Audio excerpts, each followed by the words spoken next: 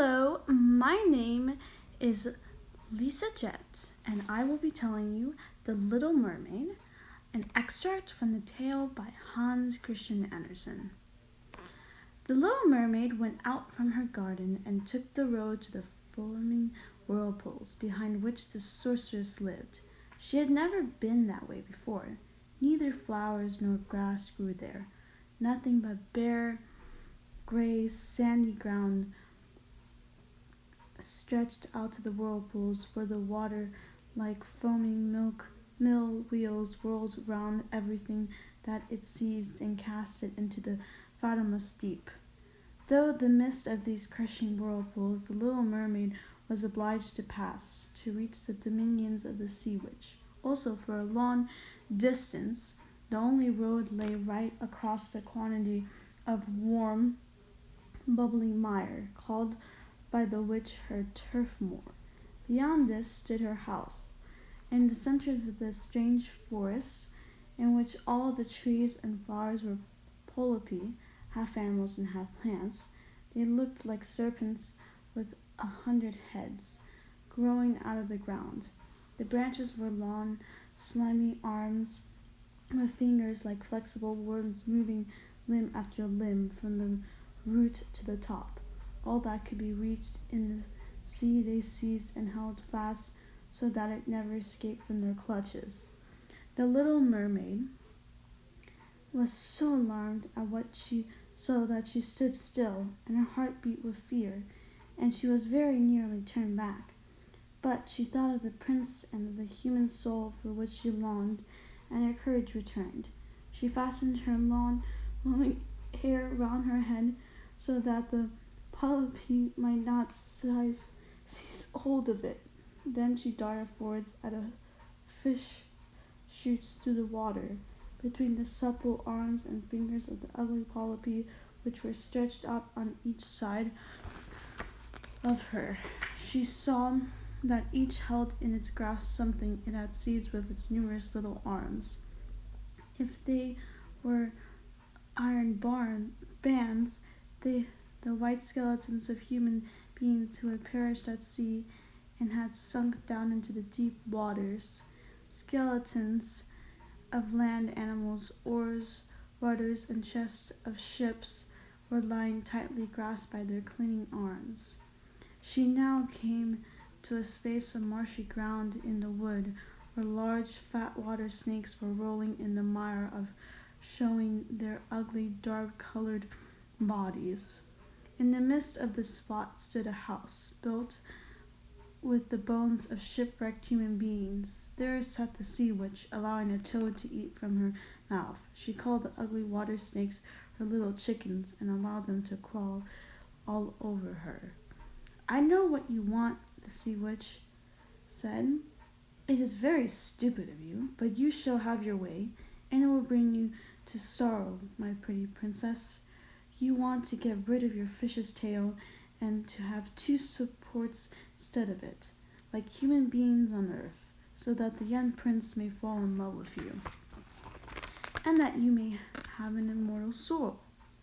And then the witch laughed so loud and distinguishedly that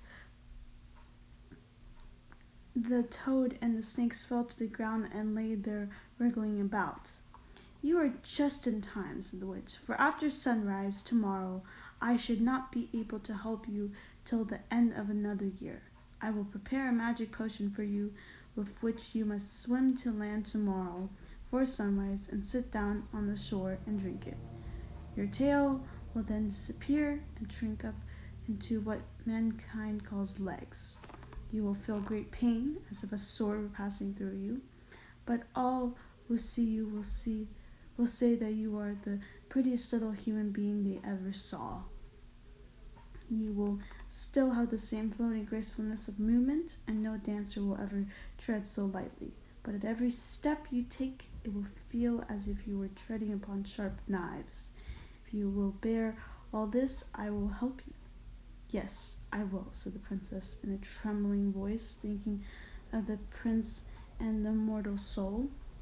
"But think again," said the witch, "for once your shape has become like a human being, you can no longer be a mermaid." you will never return through the water to your sisters or to your father's palace again. And if you do not win the love of the prince, so that he is willing to forget his father and mother for your sake, and to love you with his whole soul, and to allow the priest to join your hands, that you may be man and wife, then you will never have an mortal soul. The first morning after he marries another, your heart will break, and you will become foam on the crest of the waves. I will do it, said the little mermaid, and she became pale as death. But I must be paid also, said the witch, and it is not a trifle that I ask. You have the sweetest voice of any who dwell here in the depths of the sea, and you believe that you will be able to charm the prince with it also, but this voice you must give to me. The best thing you possess will I have for the price of my draught. My own blood must be mixed with it, that it may be as sharp as a two-edged sword. But if you take away my voice, said the little mermaid, what is left for me? Your beautiful form, your graceful walk, and your expressive eyes. Surely with these you can chain a man's heart? Well, have you lost your courage? Put out your little tongue that I may cut it off as payment, and then you shall have the powerful draught. It shall be, said the little mermaid. Then the witch placed her cauldron on the fire to prepare the magic potion. Cleanliness is a good thing, said she, scouring the vessel with snakes, which she had tied together in a large knot. Then she pricked herself in the breast and let the black drop into it. The steam that rose formed itself into such horrible shapes that no one could look at them without fear. Moment the witch threw something else into the vessel, and when it began to boil, the sound was like the weeping of a crocodile. When at last the magic potion was ready, it looked like the clearest water. There it is for you, said the witch.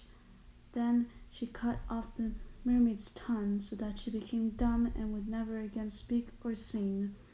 If the polypi should seize hold of you as you return through the wood, said the witch, throw over them a few drops of the potion, and their fingers will be torn into 1,000 pieces. But the little mermaid had no occasion to do this, for the polypi sprang back in terror when they caught sight of the glittering potion which shone her hand like a twinkling star. So she passed quickly through the wood and the marsh, and between the rushing whirlpools saw that in her father's place the torches in the ballroom were extinguished and all within asleep, but did not venture to go into them, for now she was dumb, going to leave them forever. She felt as if her heart would break. The little mermaid went to the garden, took a flower from the flower beds of each of her sisters, kissed her hand 1,000 times towards the palace, and then rose up through the dark blue waters. Okay, I hope you enjoy the end.